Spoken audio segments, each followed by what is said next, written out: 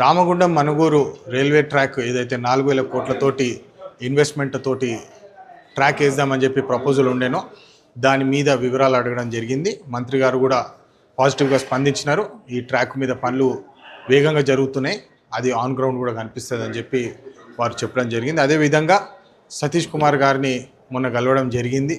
Railway board గారిని వారిని కూడా అనేక ఆర్ఓబీజు ఎఫ్ఓబీజు ఏదైతే శాంక్షన్ అయిందో మంత్రి గారు శాంక్షన్ ఆల్రెడీ ఇచ్చిండ్రు, మేము ఫాలోఅప్ చేసినాం. గత 2 సంవత్సరాలు ఫాలోఅప్ చేసినప్పుడు కూడా అమౌంట్ డిస్బర్స్మెంటు మరి ఇంప్లిమెంటేషన్ కాలేదని చెప్పి వారికి హైలైట్ చేయడం జరిగింది. ప్రమాదం కూడా అయ్యే అవకాశాలు ఉన్నాయి, ఎందుకంటే వాటర్ క్లాగింగ్ కన్స్ట్రక్షన్ ఏరియాస్లో ఉన్నది. మళ్ళీ Peddapalli Ramagundam Mancherial railway station upgrades మీద కూడా వారితో మాట్లాడడం జరిగింది. ఇవన్నీ మన పెద్దపల్లి మంచిర్యాల డిస్ట్రిక్ట్లలో ఇన్ఫ్రాస్ట్రక్చర్ డెవలప్మెంట్ పనులు అయ్యేటట్టు కృషి చేస్తున్నామని చెప్పి మళ్ళొకసారి ప్రజలందరికీ తెలియజేస్తున్నాము. జై హింద్, జై తెలంగాణ.